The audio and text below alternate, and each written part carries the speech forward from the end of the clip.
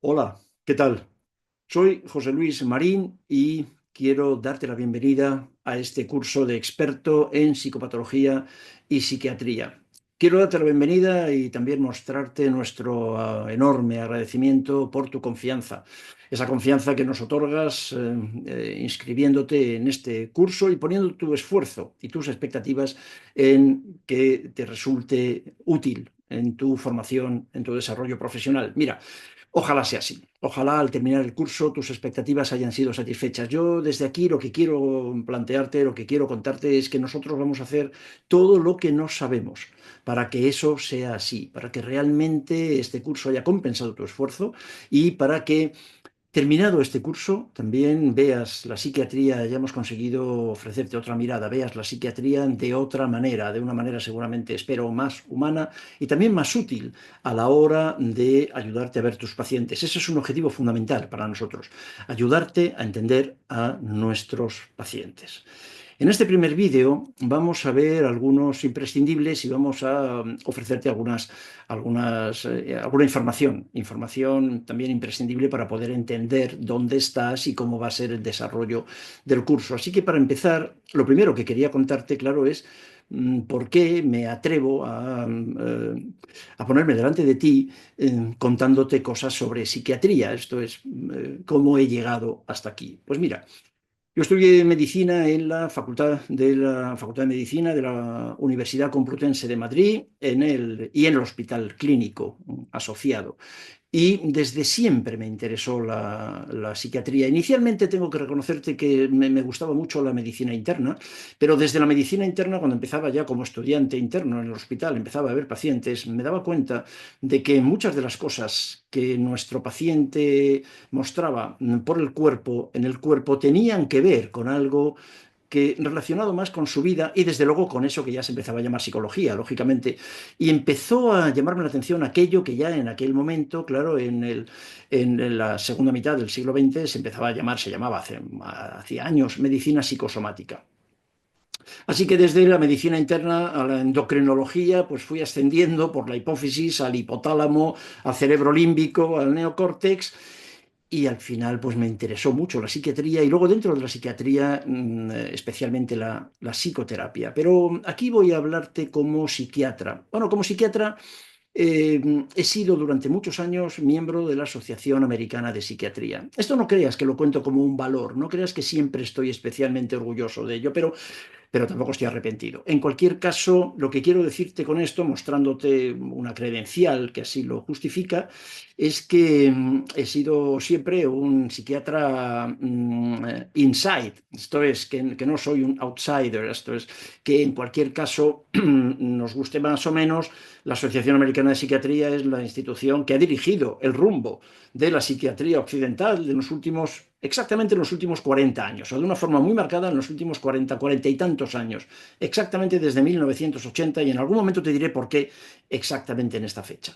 Así que, bueno, conozco de primera mano cómo se ha ido desarrollando la psiquiatría, cuál ha sido la deriva de la psiquiatría de estos últimos años y bueno, pues eso me puede permitir tener esa visión académica y luego también la visión crítica post-psiquiátrica de la que voy a intentar impregnar todo el curso. Me di de baja de la Asociación Americana de Psiquiatría a partir de la edición de la quinta edición, a partir de la edición del DSM-5. Eso fue en 2014, pues yo me di de baja 3 o 4 años después, no lo recuerdo ahora muy bien, porque ya me parecía que pagar casi $300 al año para seguir siendo cómplice del desarrollo de los DSM y de ese modelo de psiquiatría no tan contaminado, ya no me interesaba. Sinceramente ya podía prescindir, ya había aprendido bastante de la psiquiatría norteamericana y de la psiquiatría académica como para poder prescindir de ella.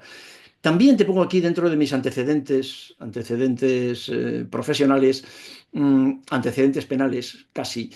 Durante 2 o 3 años, 2 años y medio, aproximadamente en los años 80, participé en un proyecto de desarrollo, fui miembro del departamento médico, del departamento de investigación de esta multinacional farmacéutica, Ligi, que en ese momento estaba muy interesada en lanzar su primer psicofármaco. porque ellos tenían una línea de investigación y de medicamentos de otra, básicamente centrada en antibióticos. Pero bueno, en ese momento iban a lanzar su primer psicofármaco, que fue todo un éxito y que conoces con toda seguridad por su nombre. El principio activo es fluoxetina, el nombre comercial era Prozac. Entonces, bueno, pues me contrataron como psiquiatra para que les ayudara. No tenían la menor idea de lo que era la psiquiatría ni la psicofarmacología y para que les ayudara en el desarrollo. Y estuve trabajando parcialmente durante una temporada en este proyecto. Disfruté mucho, tengo que reconocértelo, sobre todo el primer año. El segundo y medio ya no, pero disfruté y aprendí mucho y aprendí mucho de marketing y aprendí mucho de las prácticas de la industria farmacéutica. Esta colisión entre la psiquiatría que yo había aprendido antes, la psiquiatría que aprendí dentro de la Asociación Americana de Psiquiatría, la psiquiatría que se organizaba en la industria farmacéutica y lo que durante y en medio y después me han ido enseñando mis pacientes y mis alumnos, bueno, pues eso es lo que te voy a contar aquí. Lo que te voy a contar aquí es el resultado de toda esta historia, ¿no? De muchos años desde que terminé la carrera de medicina en el Hospital Clínico de Madrid, en la Universidad Complutense, a finales de los años 70. Son muchos, muchos, muchos años. Esto es lo que te voy a contar. Realmente el resultado de todo esto, ¿no? Muchos años de práctica clínica, de estudio, de investigación. Otra curiosidad, ¿no? Que ahora me enternece verlo, ¿no? Cuando yo era muy jovencito y bueno, esto es otra cosa que nos mandaba la APA, todos a los psiquiatras miembros de la APA, sobre todo a los psiquiatras extranjeros, porque somos pocos. eh, bueno, pues tenían mucho interés en cuidarnos, ¿no? Entonces nos mandaban cada año, nos mandaban una credencial, nos mandaban un diploma de estos. Algunos de ellos al principio yo tenía estos diplomas colgados en mi consulta, luego los fui retirando. Eso siempre ocurre a medida que uno va siendo mayor, se va desprendiendo ya de estos signos de experticidad porque ya no le hacen falta, ¿no? Pero bueno, en su momento me hacía mucha ilusión cada año recibir el diploma acreditativo de ser miembro de la Sociedad Americana de Psiquiatría. Espero que me lo perdone, son pecados de juventud, ¿no? La psiquiatría que se hacía en Madrid, donde yo nací, yo he nacido en Madrid y he vivido casi toda mi vida, vamos, toda mi vida en Madrid, con algunas excepciones, estancias temporales, como te voy a contar. Pero la psiquiatría que se hacía en Madrid y que yo estudié en un hospital clínico no me gustaba, no me gustaba nada, nada. Una psiquiatría todavía de posguerra, una psiquiatría, bueno, muy, muy poco inteligente en general, en general. Y no me gustaba en todo caso, yo también era muy joven.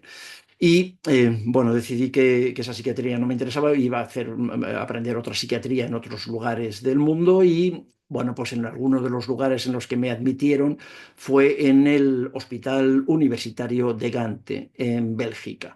Y allí que me marché en un 5000, eso es una historia para contarla. Fue una auténtica odisea llegar a Gante con un 5000 muy rodado ya. En 1976 me fui allí al departamento del profesor Vermeulen, al que le guardo muchísimo cariño, mucho respeto, y que permitió que un francófono como yo hablaba francés entonces bastante bien, pero nada de flamenco, que era sin embargo lo que se hablaba en Gante. Pero tengo que reconocer que me recibieron con los brazos abiertos. El español era entonces era una cosa, yo le daba exotismo al hospital, me presentaban así, ¿no? Como el español, era una cosa que les hacía mucha gracia. Y yo disfruté mucho hablando en francés y ellos hicieron un esfuerzo tremendo para enseñarme mucho y para enseñarme todo lo que me enseñaron en francés, cosa que para ellos era muy complicado, ¿no? Muy complicado sobre todo políticamente, pero me trataron maravillosamente bien y disfruté mucho durante mis años de estancia en el Hospital Académico de Gante, aprendiendo una psiquiatría que empezaba a parecerse más a la psiquiatría que yo quería saber. Este era el hospital, era una cosa preciosa. Este es el actual hospital, cuando he ido alguna vez después, el hospital de Gante, aquel que yo conocí, es otra cosa ya, y este es el nuevo hospital. Después, un par de años más tarde, tuve también la oportunidad de participar en un proyecto precioso, una unidad de medicina psicosomática en el Ospedale Civile de Vicenza. Vicenza, una ciudad preciosa en el Véneto italiano, la cuna de Andrea Palladio, un escultor y arquitecto renacentista, una cosa fantástica.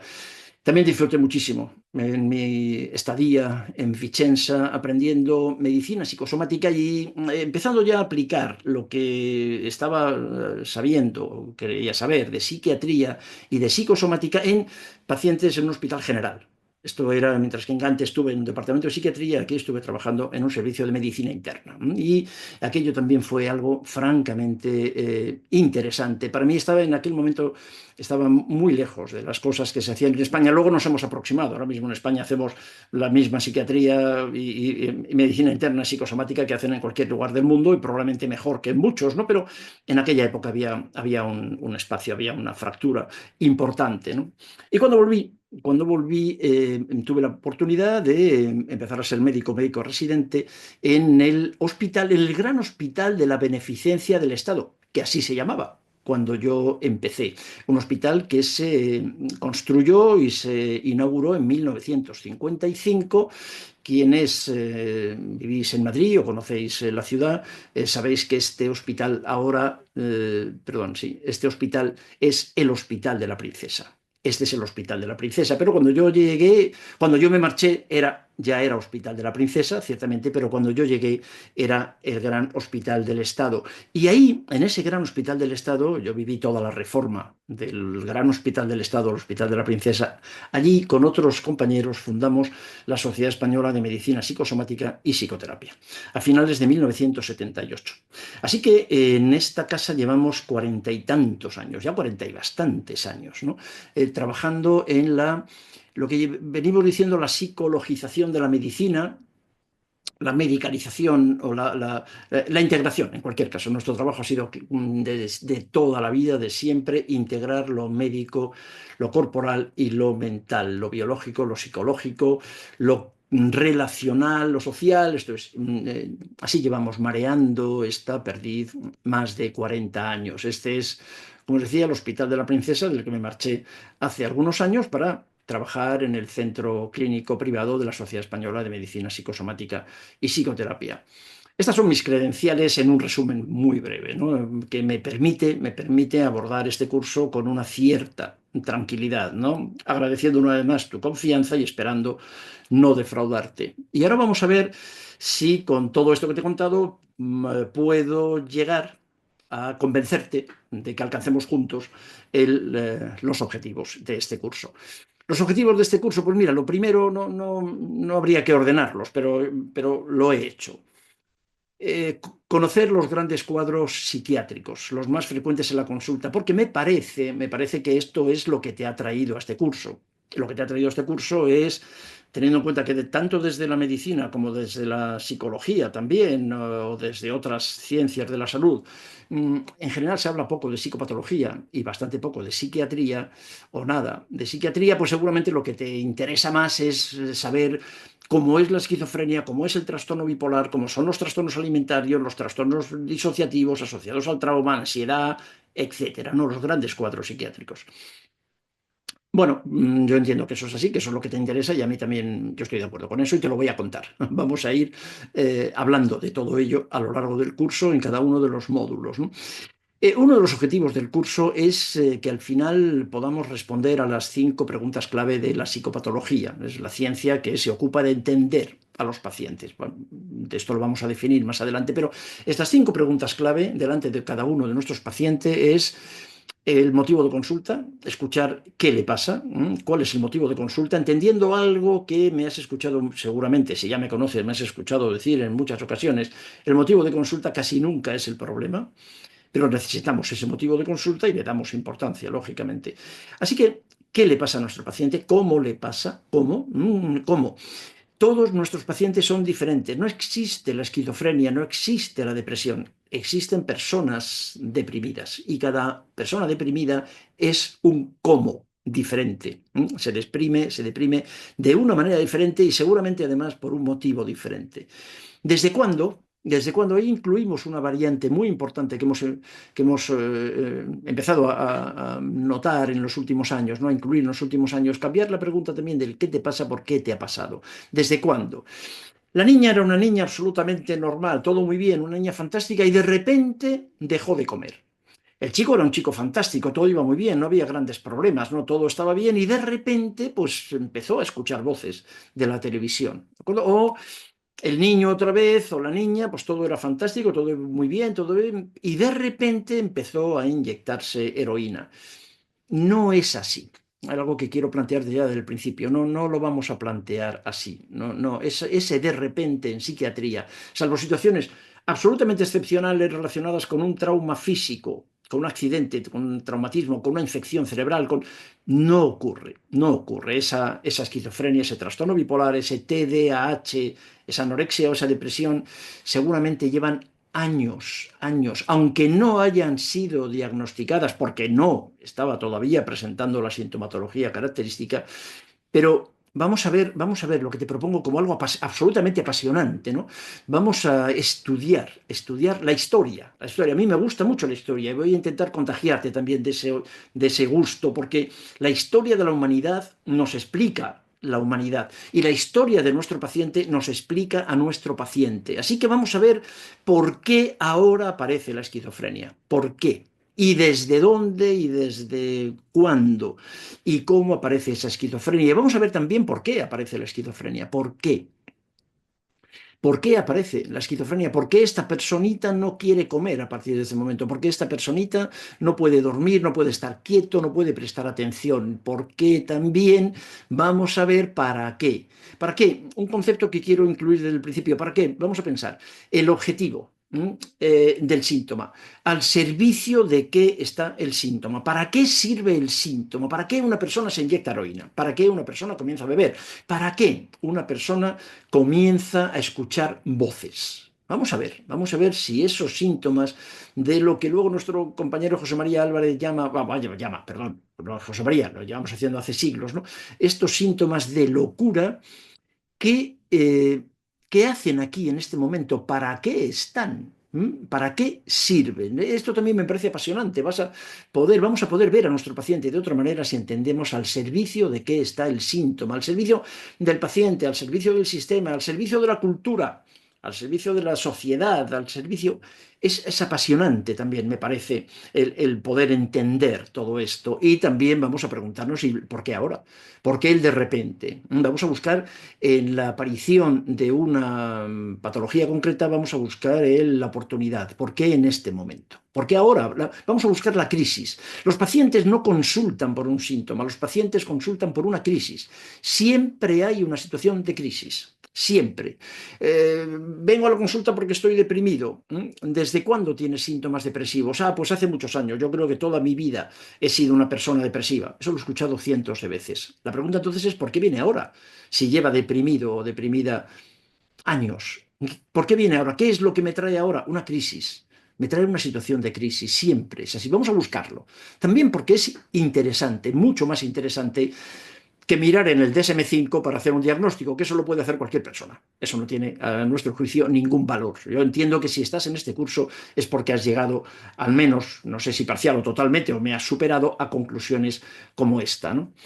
Voy a hacer también y te voy a proponer que hagamos juntos una revisión crítica y sobre todo una revisión integradora de la psiquiatría. La psiquiatría no es el DSM-5, no, de ninguna manera. Esto tenemos que aclararlo desde este mismo instante y vamos a utilizar muy poco el DSM-5, ¿no? Vamos a hacer una revisión crítica de esta psiquiatría mainstream, de esta psiquiatría oficial, de esta psiquiatría académica clarísimamente manipulada por la industria farmacéutica y por otros intereses que iremos viendo a lo largo del curso. Tenemos que hacer esta revisión, una revisión crítica para rescatar a la psiquiatría y para rescatar a nuestros pacientes de esa psiquiatría en ocasiones muy poco humana. Pero también quiero hacer una revisión integradora de la psiquiatría. La psiquiatría no tiene ningún sentido, la psiquiatría sola no existe. La psiquiatría, nuestro paciente psiquiátrico tiene además todos los pacientes que cumplen criterios diagnósticos de SM5, todos tienen además sintomatología corporal y todos tienen sintomatología cultural, sintomatología social, sintomatología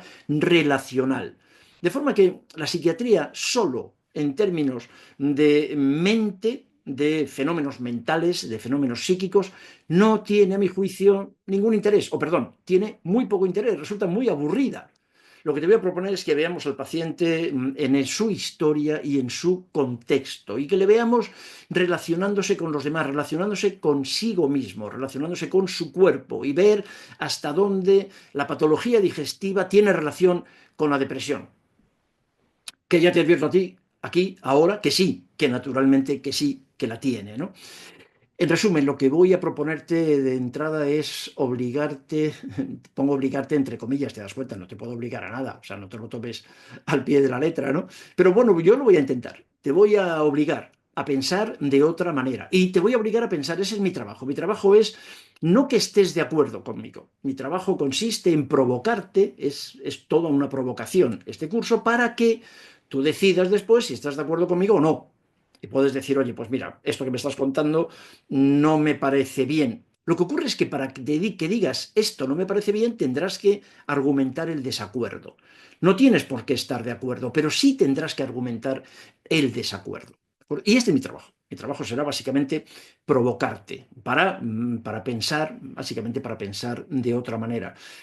Uno de los objetivos, bueno, tangenciales de este curso, pero también lo quiero plantear, es tomar una postura en esta psiquiatría tan polarizada. Tan polarizada, la psiquiatría está tan polarizada como está polarizado todo, absolutamente todo en nuestro mundo, ¿no? Pues aprender a manejarnos en esta ideología, en ocasiones ideologías absolutamente contradictorias, enemistadas, ¿no? Lo biológico, lo psicológico, dentro de lo psicológico las 20 orientaciones que hay, dentro de lo psiquiátrico también las otras 3 o 4 o 5 maneras de estar en la psiquiatría, está todo muy polarizado. Yo no quiero estar ahí, no me interesa estar en esa polarización, y voy a hacer lo posible para que tú tampoco lo estés, y que podamos entender y que podamos escuchar e incorporar aquello útil, sobre todo pensando en nuestros pacientes, ¿no? Aquello útil que puede proponernos cada uno de estos polos, ¿no? Esta psiquiatría polarizada, política entre comillas, ¿no? Económica, utiliza al paciente como rehén. Utiliza al paciente como rehén, estoy aburrido de verlo, y a muchísimos psiquiatras que están sufriendo mucho, psiquiatras, también psicólogos, sin duda, pero aquí estamos hablando sobre todo de psiquiatría, ¿no? Muchos psiquiatras, yo conozco muchos psiquiatras que lo están pasando mal, que ejercer la psiquiatría actual, tal y como se nos ha propuesto en estos últimos años, no resulta especialmente atractivo. Y todo ello con un objetivo importante, que es ayudarte a planificar la psicoterapia. Para nosotros, como ya seguramente, si nos conoces, ya lo sabes, las intervenciones psicoterapéuticas son muy importantes. En la psiquiatría crítica actual, en lo que llamamos la post-psiquiatría, la psicoterapia es una herramienta absolutamente fundamental. Esto es, eh, muchos menos psicofármacos y mucha más intervención psicosocioterapéutica, ¿no? Bien, pues este sería el objetivo final. Todo lo anterior es para ayudarte a ver a tus pacientes desde esta perspectiva.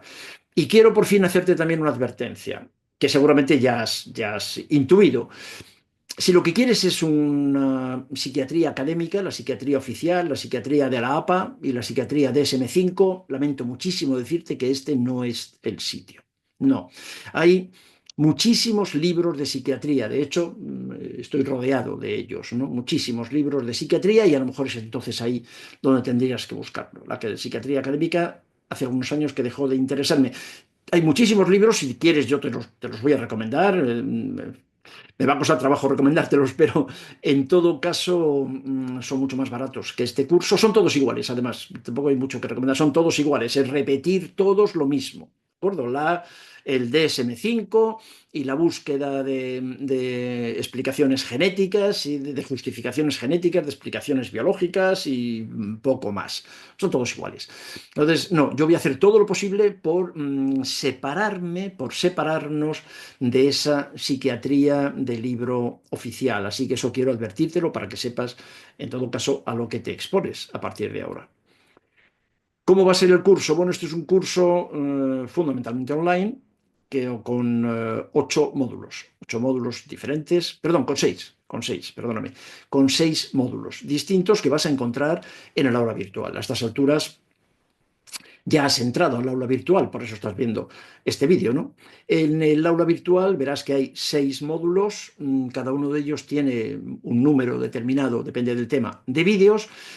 Las presentaciones, estas que estás viendo ahora mismo, de esta presentación de diapositivas, esto lo tienes también ya en formato PDF, por si quieres imprimirlo y para no tener que estar copiando y tomar notas de lo que estamos viendo aquí. Y además en cada uno de los módulos vas a tener un apartado de documentación complementaria en la que voy a ir incluyendo artículos, trabajos, libros en ocasiones, folletos, que me parece que pueden complementar lo que estoy contando lo que te estoy contando ahora, lo que te estoy contando en el vídeo. La documentación complementaria está para eso, para que la descargues, para que la guardes y para que te vayas haciendo una biblioteca virtual que además, como ya vas a ver, la documentación complementaria está muy actualizada, lo vamos actualizando, ¿no? Cada semana realmente, ¿no? Pues te va a servir durante mucho tiempo. La evaluación, tendrás que hacer una evaluación para convencerte a ti misma, a ti mismo y para convencernos a nosotros de que realmente te ha servido el curso. La evaluación, en todo caso, nunca va a tener el objetivo de a ver si te suspendo, a ver si te pillo, a ver si te encuentro en algo que... No, mira, eso todos somos universitarios, eso lo hemos vivido. También me quiero desmarcar del modelo universitario. Ni te voy a hablar de la psiquiatría universitaria, ni quiero para nada que este curso sea un curso universitario en ese sentido. Así que la evaluación será una evaluación que te va a ayudar a repasar. Nada más. ¿De acuerdo? Ya sentar entonces definitivamente los conocimientos. Y esta evaluación estará referida exclusivamente a los contenidos expuestos en los vídeos, no a la documentación complementaria ni a la amplísima bibliografía que también te voy a ofrecer. Luego vamos a tener también videoconferencias en directo. Cada número determinado de semanas, 4 o 5 semanas, tendremos una videoconferencia en directo para ponernos cara, ¿de acuerdo? Para vernos, para conocernos, para poder además contactar con otros compañeros de diferentes lugares del mundo, que es una de las ventajas de la formación online, y poder intercambiar conocimientos. Y bibliografía, sí, te voy a ofrecer mucha bibliografía, muchísima, porque en una formación de este estilo a mí me parece que eso es imprescindible. Que tengas esta bibliografía, que sepas que lo que estamos contando aquí está en los libros. Está, aunque son libros que quizás no todos son demasiado conocidos, pero está en los libros. Hay dos tipos de bibliografía, la bibliografía básica, que aparece ya en la documentación complementaria, pero luego en lo que yo voy a hacer más hincapié es en la bibliografía específica que te voy a presentar durante la exposición en vídeo. O sea, cada vez que veamos un tema de estos en vídeo, yo te voy a ir presentándote libros de dos maneras. Verás, la bibliografía específica intra-vídeo, dentro de cada vídeo, será de dos maneras. Por ejemplo, lo que llamamos bibliografía de contexto. Pues verás, cuando nos toque hablar de la angustia, es muy fácil que para colocarnos en el contexto de la historia de la angustia, de cómo se ha ido psiquiatrizando el miedo, por ejemplo, y la diferencia entre angustia, miedo, ansiedad, etcétera, pues será fácil que hablemos de Kierkegaard, por ejemplo. ¿Vale? Y que en algún momento pues es fácil también que te ponga una diapositiva con un libro de Kierkegaard, con una imagen de Kierkegaard y quizás con una imagen también de la tumba de Kierkegaard, que la tengo tomada en el cementerio de Copenhague, que es un lugar francamente llamativo, ¿no? Un lugar muy peculiar, ¿no? Muy interesante. Bueno, pues es lo que llamamos bibliografía de contexto. Esto es, hay un autor que yo te voy a mencionar, este autor ha dicho esto y esto, y además ha publicado estos libros, bibliografía de contexto. Y luego va a haber una bibliografía específica, una bibliografía recomendada. Y la bibliografía recomendada la vas a ver porque le voy a poner una estrella a ese libro. Entonces, en este caso, por ejemplo, pues te he puesto el de la psicopatología general de mi querida colega María José Fernández Guerrero, a la que volveré a hacer referencia en el siguiente vídeo cuando hablemos de psicopatología. Pero aquí le he puesto solo como ejemplo para que veas la diferencia entre lo que llamamos bibliografía de contexto y bibliografía recomendada. El libro recomendado que de ninguna manera es obligatorio que te leas, porque va a haber muchos a lo largo del curso, pero recomendado. Verás que a eso les voy a poner una estrella, como tienes aquí en este ejemplo. Bueno, empezamos ya en lo concreto, nos metemos en materia psiquiátrica. ¿Con qué? Con algunas definiciones para que estemos de acuerdo en la terminología, ¿no? Estos imprescindibles que decíamos antes, que te puede parecer aburrido, porque seguramente estás deseando que empecemos a hablar de psicosis. Lo vamos a hacer enseguida, pero por favor, permíteme que haga estos matices. La diferencia entre síntoma, entre signo, entre síndrome, entre trastorno y enfermedad, básicamente. Síntoma. Bueno, pues síntoma es esto, la manifestación subjetiva de una alteración en el estado de salud, percibida exclusivamente por el paciente. Un síntoma es la ansiedad, un síntoma es la tristeza, un síntoma es el dolor, un síntoma es la fatiga. Bueno, tú te lo tienes que creer. El paciente te dice, me duele mucho, y tú te lo crees. Tú alguna vez, bueno, tú no, tú seguramente no, pero seguramente conoces a alguien que se ha inventado en alguna ocasión un dolor de cabeza para no ir a comer con la familia política. Por ejemplo, quiero decirte, o para... Bueno, no hay manera. La familia política puede pensar que ese dolor de espalda, ese dolor de cabeza, que no es verdad, que no se lo creen, pero no hay manera de determinarlo, de determinar la veracidad o la falsedad, la veracidad o la falsedad. Entonces, bueno, el dolor es un ejemplo de síntoma, no hay, es absolutamente subjetivo, no hay manera de medirlo, ¿no? La ansiedad, la tristeza. Es verdad que los médicos y sobre todo los psicólogos habéis hecho un trabajo excepcional, ¿no? A la hora de intentar medirlo. Y hay miles, literalmente, de test, de pruebas. Y yo que sigo mucho la literatura psicológica, la literatura científica, pues cada semana me encuentro con que hay una nueva escala para medir lo que quieras, ¿verdad? Cualquier cosa que le pase a un ser humano, hay una cátedra de psicología en alguna universidad del mundo que empieza a hacer una escala para medirlo. Bueno, ¿y eso qué significa? Pues básicamente que es muy difícil de medir. Por eso no hay una escala de ansiedad. Si eso fuera fácil, con una escala así es suficiente. No hay 5.000. ¿Por qué? Porque ninguna de ellas es suficientemente fiable. La verdad es que no lo es. No, no, a pesar de lo que te hayan contado. Hablaremos de eso más adelante. Una diferencia importante es entre síntoma y signo. El signo, sin embargo, es objetivable. Sí, la taquicardia, la fiebre. La fiebre es un signo clínico. Claro, la hipertensión, la taquicardia, todo eso se puede medir, se puede observar y se puede medir. Se puede medir con una metodología fiable, con una metodología digital. O sea, le pones un termómetro y te pone, no tienes que interpretarlo. Te pone el termómetro, te dice que esta persona tiene 38,3 grados. Es fácil medirlo. Eso es un signo. Un síntoma, un signo puede ser una señal de alerta. Esto es lo que quiero plantearte de una manera importante, ¿no? La diferencia entre síntoma y trastorno. La ansiedad, el miedo, como la ansiedad, la angustia, en algún momento veremos como la posibilidad de entenderlo como la psiquiatrización del miedo, de una emoción, como se ha hecho en tantas ocasiones en los últimos años, ¿no? Con los DSM. La ansiedad, la rabia, la tristeza, la vergüenza, pueden ser síntomas, pueden ser señales de alarma. Exacto. Ahora bien, que de un síntoma se haga un trastorno, nos parece que hay una diferencia importante. Existe el trastorno por ansiedad, el trastorno por anorexia. La anorexia es un síntoma. La anorexia es un síntoma, claramente, ¿no? Que de un síntoma se haga un trastorno nos parece algo chocante. Si me das la oportunidad y tienes un poco de paciencia, pues en algún momento te explicaré por qué puede ser así, ¿no? Cómo se ha psiquiatrizado la señal de alarma, la señal de malestar, cómo se ha psiquiatrizado el sufrimiento, con un objetivo que también parece muy claro a primera vista, ¿no? Son síntomas, pero no son enfermedades. No son enfermedades, ninguno de ellos tiene una causa específica, ninguno de ellos, ni la tristeza, ni la rabia, ni la angustia, ni el miedo, hay una causa. El miedo quizás, pero la angustia no, la tristeza no tiene una causa específica y mucho menos un tratamiento único.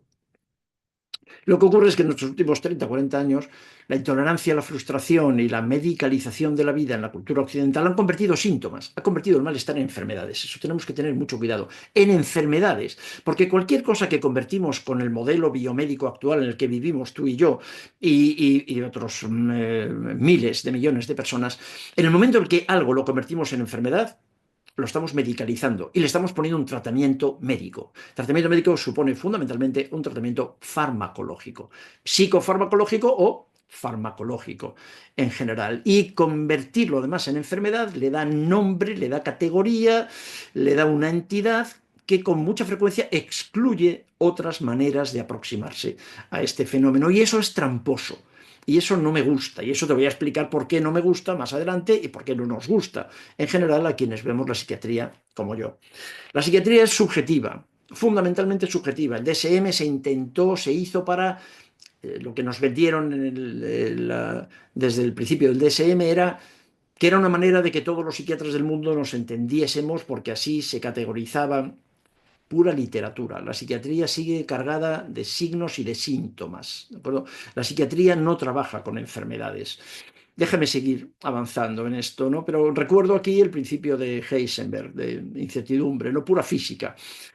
La posición del observador modifica el fenómeno observado. Tú puedes encontrarte en una reunión con 20 profesionales de la salud, de eso que se llama la salud mental. 20 profesionales, 10 psiquiatras, 10 psicólogos, con respecto a una situación concreta de una persona y cada uno te da una explicación diferente y un pronóstico diferente y un tratamiento diferente y incluso un origen, una etiología diferente, cada uno desde su posición, desde la visión en túnel. Lo que a veces me parece que ha ocurrido, que sigue ocurriendo en la formación académica es que tenemos demasiada visión en túnel. Entonces cada uno solamente ve aquello que puede ver, más que querer, aquello que puede ver, ¿no? De forma que al final, pues en esa reunión, esa sesión clínica de nuestros 20 profesionales de la salud, al final acabaríamos con esta trampa también de Lewis Carroll, ¿no? En Alicia, en el país de esas maravillas que nos han querido también contar, que es la psiquiatría actual, ¿no? Que todos tienen razón y que todos, por lo tanto, merecen un premio. No es verdad, no todos tenemos razón. No, eso no parece que eso sea así. Y también, si me das la oportunidad de explicártelo, de contártelo, pues luego tú ya tomas tu decisión. Un síndrome es un conjunto de síntomas o de signos. Esto es un síndrome, ¿de acuerdo? Es un conjunto de síntomas que ha sido identificado como un cuadro clínico vinculado con uno o varios problemas de salud.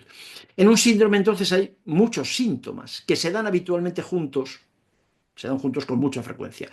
La trampa de los síndromes psiquiátricos, has oído hablar del síndrome depresivo ansioso, que es uno de estos diagnósticos geniales de los que yo aprendí hace muchísimos años, en la psiquiatría que yo empecé a aprender en los años, el año 76, ¿no? Mucho antes del DSM, o bastante antes del DSM-3, que es el que llega a todo el mundo, ¿no? Con mucho entusiasmo. Bueno, pues claro, eran una serie de síntomas que, en resumen, que se veían asociados, eran síntomas psiquiátricos.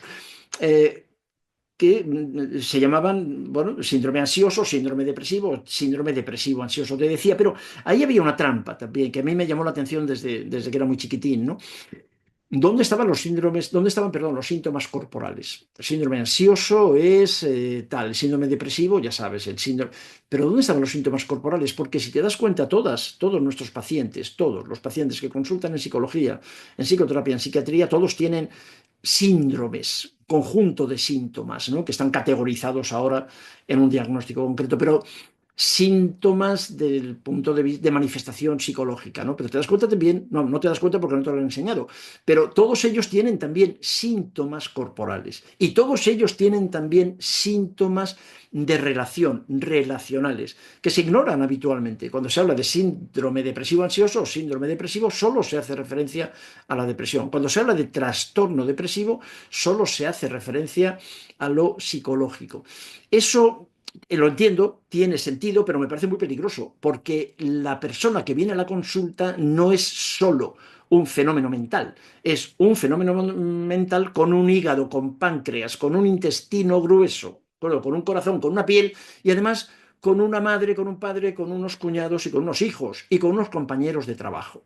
Así que cuando hablamos de síndrome, cuando yo te voy a hablar de síndrome en psiquiatría, vamos a hablar de síndrome desde el punto de vista de conjunto de síntomas, pero desde el punto de vista lo más amplio que podamos.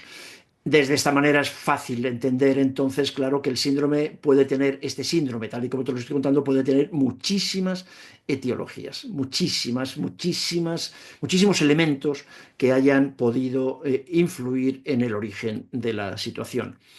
Y luego por fin está también algo que quiero llamar poderosamente, con lo que quiero llamar poderosamente tu atención, que es el concepto de enfermedad. La enfermedad es otra cosa. La enfermedad es algo muy médico, ciertamente, y se refiere a entidades clínicas que tienen ya unas causas reconocibles, que llevan muchas de ellas estudiadas hace siglos, otras más recientes. Claro, se siguen descubriendo nuevas enfermedades, causas intrínsecas, extrínsecas, con un grupo identificable de signos y síntomas que se manifiestan de una forma constante en diferentes personas, con formas tipificadas. Una enfermedad es la tuberculosis. Una enfermedad es la diabetes tipo 1, una enfermedad es la enfermedad de Alzheimer, y se llama así, enfermedad de Alzheimer. En la enfermedad de Alzheimer hay una causa, hay una anatomía patológica, hay una exploración biológica que lo justifica. En la diabetes tipo 1, evidentemente, y en la tuberculosis ni te cuento. Estos son enfermedades. Pero el trastorno bipolar no es una enfermedad. La psicosis no es una enfermedad. La esquizofrenia como forma de psicosis no es una enfermedad, ni la anorexia nerviosa. Este tipo de cuadros pueden coincidir con otras enfermedades, naturalmente que sí, pero el debate que vamos a mantener a lo largo de todo el curso es si hablamos de enfermedades mentales o enfermedades del cerebro. En psiquiatría hay muy pocas enfermedades del cerebro, a pesar de lo que nos ha querido hacer creer la psiquiatría biológica y sobre todo la industria farmacéutica. Las enfermedades del cerebro ni siquiera las vemos los psiquiatras. Las enfermedades del cerebro, el Alzheimer es un ejemplo, lo tratan en otra especialidad, en neurología. Y lo que nosotros estamos viendo entonces no pueden ser llamadas enfermedades, porque no tienen ninguna de las características que la medicina define como enfermedad. A pesar, insisto, como luego veremos, del esfuerzo que llevan algunos psiquiatras y sobre todo la industria por encontrar esa explicación. Así que con un término con el que nos vamos a mantener más o menos cómodos, más o menos, es con el de trastorno. Trastorno, entre muchas definiciones, yo he seleccionado la de la APA. Un síndrome, un trastorno es un síndrome, exacto, sí, no es una enfermedad. Es un síndrome caracterizado por una alteración clínicamente significativa, lo ves aquí, del estado cognitivo, emocional, comportamiento, que refleja una disfunción. Exacto, hay algo que funciona mal, seguro, hay algo que funciona mal, pero lo importante, no tengo un análisis de sangre, no tengo una radiografía, no tengo ni siquiera una explicación genética real que me lo justifique, y no tengo, por lo tanto, una anatomía patológica de lesión concreta que pueda encontrar en esta persona. Estos trastornos mentales, como dice la APA, van asociados a un estrés significativo. Es muy importante también, toma nota del concepto de estrés. El estrés crónico, el estrés tóxico está en el origen de la inmensa mayoría de los trastornos mentales que vamos a ver en este curso. Esa gota que colma el vaso, ¿no? El de repente. Todo iba muy bien y de repente el chiquillo hace una buffet delirante, hace un brote psicótico. Todo iba muy bien. Esa es la gota que colma el vaso.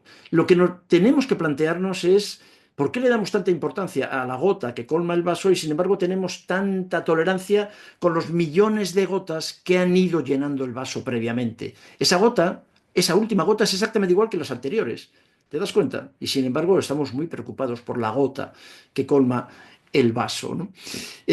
Vamos a ver ese estrés que ha ido rellenando el vaso de estas gotas. Eh, Hay que hacer algunos matices importantes en lo que se refiere al concepto de trastorno, ¿no? Que vamos a ver, de todo esto vamos a verlo con ejemplos claros a lo largo de todo el curso, ¿no?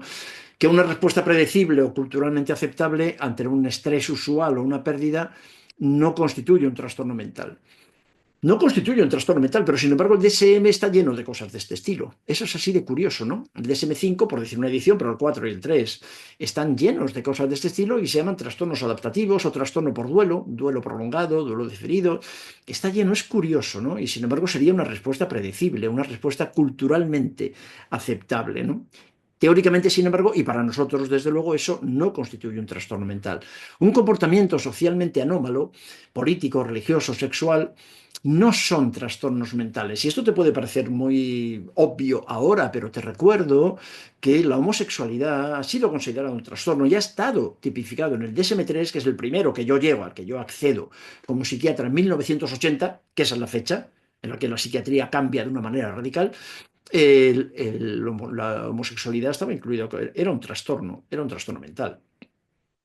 Ahora hay cosas, sigue habiendo cosas, ¿no? Las rabietas infantiles. Un niño con rabietas acaba recibiendo un diagnóstico de trastorno mental. O un niño curioso, aburrido en el colegio, porque los colegios son mayoritariamente aburridos, pues acaba recibiendo también un diagnóstico de trastorno mental. Y todo eso no es inocente, porque ese niño con un TDAH o con un trastorno bipolar o con un trastorno disruptivo del estado de ánimo acaban recetándole antipsicóticos que van a marcar su vida, definitivamente. No, no el diagnóstico, no el supuesto trastorno, no, lo que va a marcar su vida es el tratamiento, precisamente, ¿no? Así que tendremos que tener cuidado siempre con esas definiciones culturales de trastorno. ¿Y por qué los trastornos aparecen históricamente? ¿Por qué? Una cuestión que te planteo. ¿Por qué cuando yo estudiaba medicina en el Hospital Clínico de Madrid en los años 70 y cuando empecé a estudiar psiquiatría, la anorexia nerviosa prácticamente no existía? No era una pregunta que saliera en el examen, le daban 4 líneas en los textos de psiquiatría. La anorexia era una rareza, absolutamente, ¿no? Y sin embargo, fíjate después lo que resultó ser la anorexia nerviosa, ¿no? Y lo que sigue siendo, ¿no? Hoy en la práctica hemos aceptado el concepto de trastorno, pero yo te decía que con un poco de cuidado, ¿no? Como dice mi amigo Marino Pérez Álvarez, catedrático de Psicología de la Universidad de Oviedo, esto de trastorno es una especie de falso amigo. Cuidado con lo de trastorno. Lo aceptamos, pero bueno, como es que decís, acepto lo de trastorno como acepto lo de pulpo como animal de compañía. Bueno, bien, porque no quiero discutir.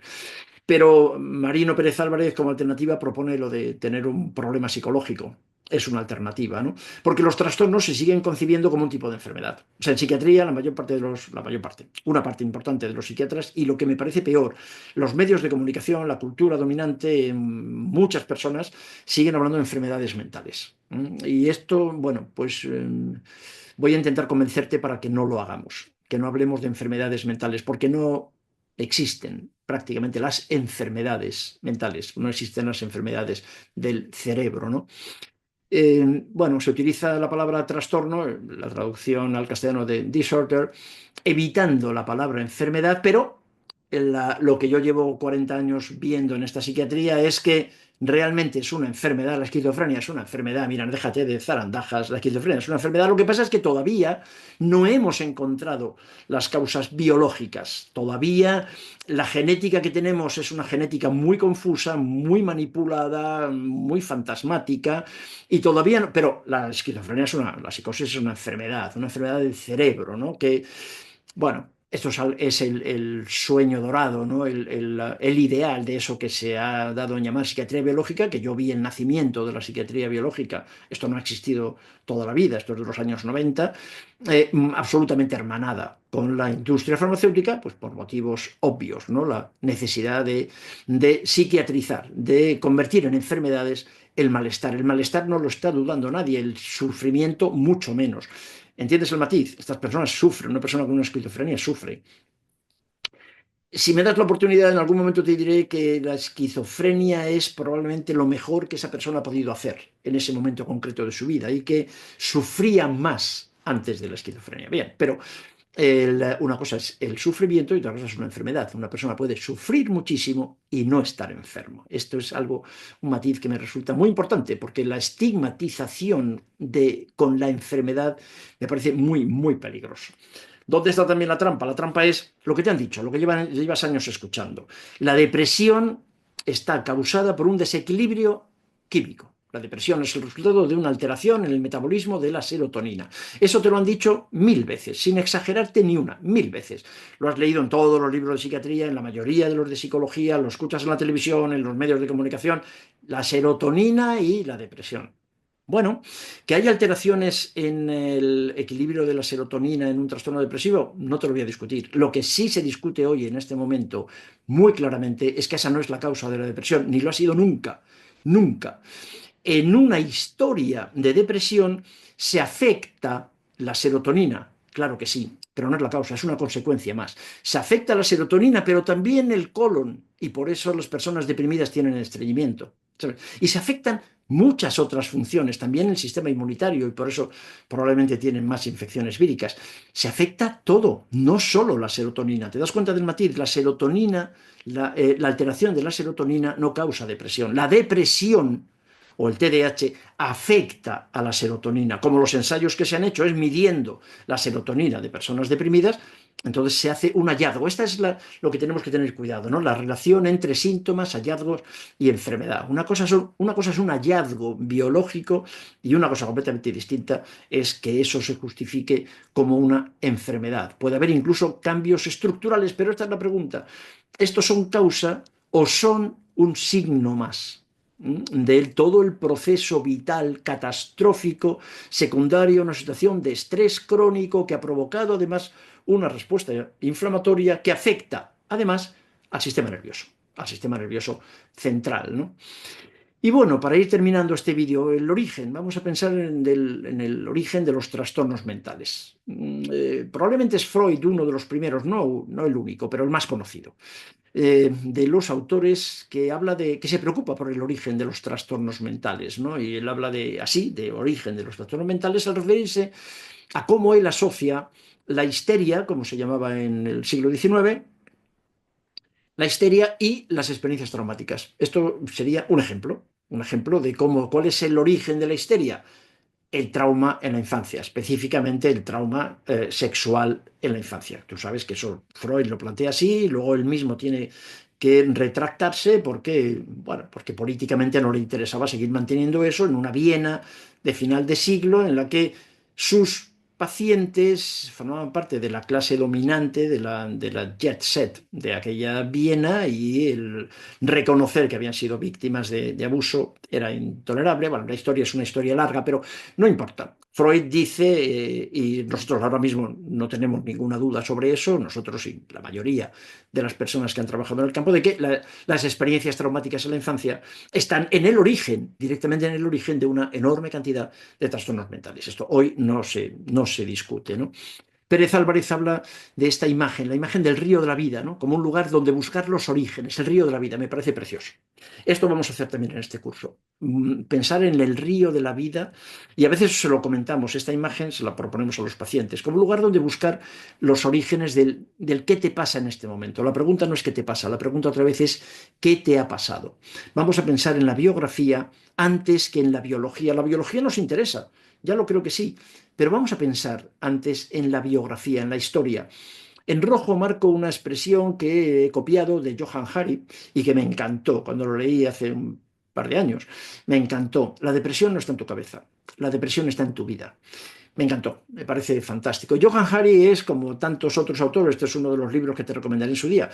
Johann Hari es un periodista, es un escocés periodista especializado en temas de salud y sobre todo de salud mental. Y además es un depresivo que ha estado 18 años tomando antidepresivos y que también habla de primera mano sobre lo que es ser víctima del tratamiento con antidepresivos durante tanto tiempo. La depresión no está en tu cabeza, la depresión está en tu vida. Esto a veces se lo digo a mis pacientes y si te lo voy a decir a ti. Esto seguramente en más de una ocasión a lo largo de este curso. Todo esto forma parte de lo que llamamos el conocimiento desconocido. De hecho, esto me parece un elemento fundamental de este curso y yo creo que es una de las diferencias con los libros de psiquiatría al uso. Aquí vamos a hablar del conocimiento ignorado o de lo que yo llamo el conocimiento desconocido. Voy a preparar un vídeo solo para esto, ¿no? La enorme cantidad de conocimiento que tenemos sobre trastornos mentales que sin embargo no se usa. Como por ejemplo un trabajo reciente muy interesante de cómo el hacer jogging, el correr durante unos minutos al día es tan eficaz como los antidepresivos en el trastorno depresivo. Por ejemplo, bueno, eso está perfectamente bien demostrado, ¿no? El estudio Green Care, que demuestra la importancia de que nuestros pacientes tengan contacto con la naturaleza, por ejemplo, ¿no? O cómo modificando la microbiota desaparecen los síntomas ansiosos.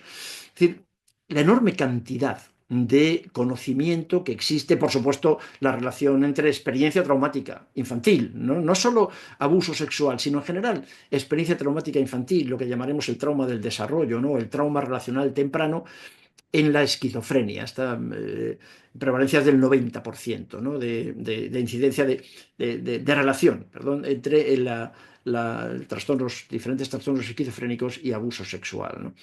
Todo esto lo vamos a comentar aquí en este curso, porque me parece que esto es muy importante a la hora de entender a nuestro paciente y desde luego a la hora de ofrecer alternativas terapéuticas que no sean solo las dos herramientas que tenemos, ¿no? Los psicofármacos y algunas técnicas psicoterapéuticas. Hay muchas más cosas que podemos hacer y que yo creo que es negligente no hacerlo, ¿no?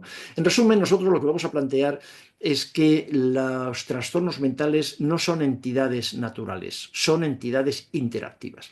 Vamos a darles en este curso muchísima importancia porque la psiquiatría actual, no solamente una opinión personal, la psiquiatría actual está en esto, en darle mucha importancia a lo que llamamos los determinantes sociales, a entender a nuestro paciente dentro de un contexto cultural en el que a lo mejor la esquizofrenia, la anorexia, la adicción a opiáceos es adaptativo, es lo mejor que se puede hacer como protesta para determinadas situaciones socioculturales. Entidades interactivas. Los trastornos no son entidades naturales, no son la diabetes, la esquizofrenia no es un caballo, no es una neurona, no es el sistema decimal, no existe la esquizofrenia, existen esquizofrénicos. ¿De acuerdo?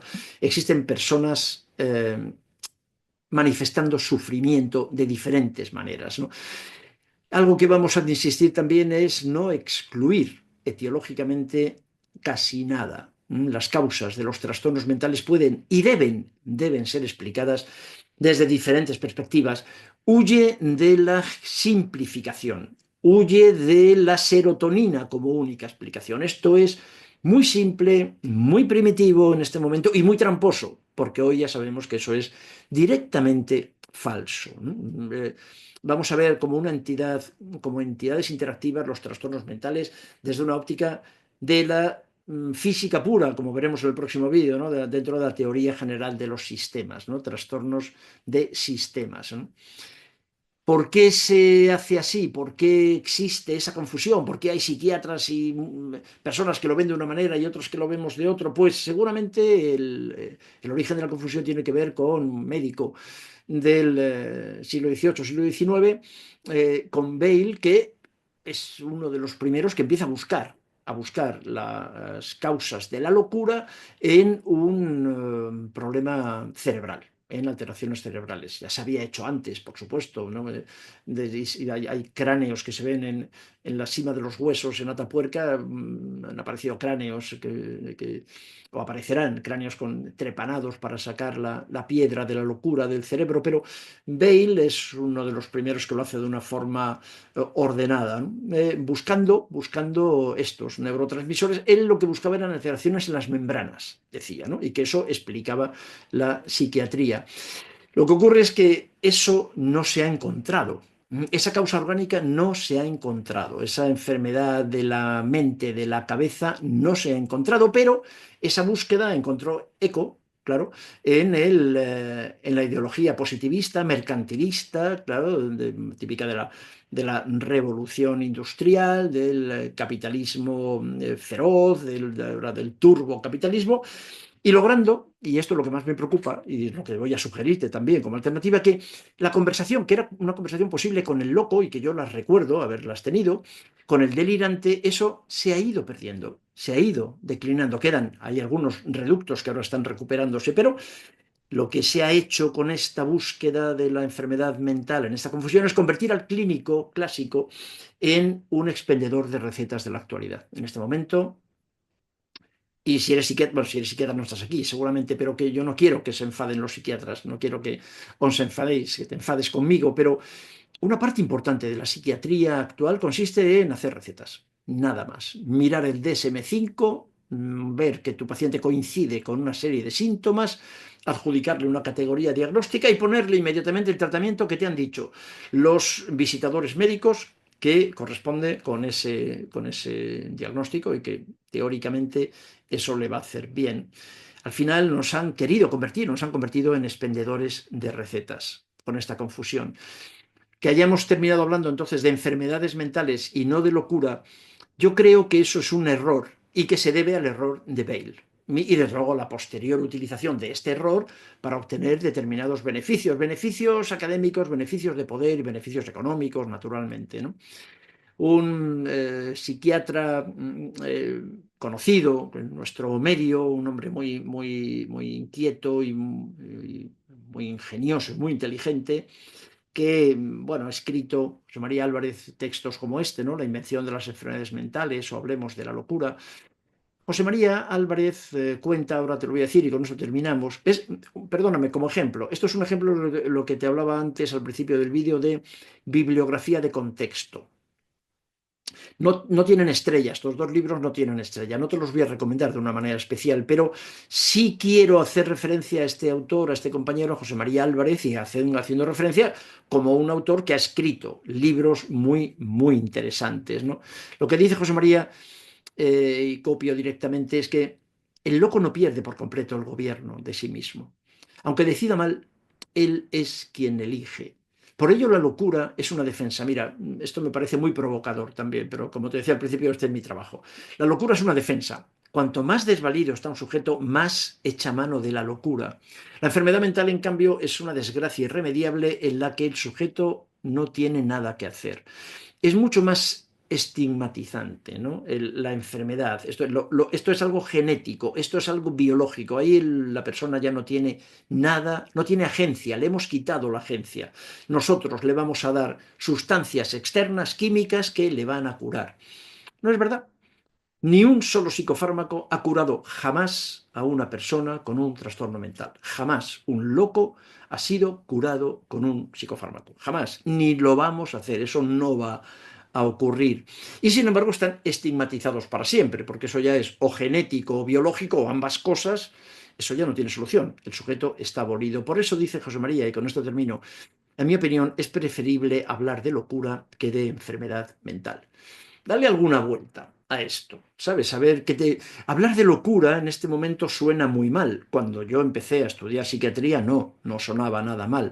Pero ahora, como el dogma dominante es el de la enfermedad, entonces entender que estas personas tienen una enfermedad del cerebro, el hablar, sin embargo, de locura suena mal. Bueno, vamos a reflexionar sobre eso, porque a lo mejor tampoco es tan malo.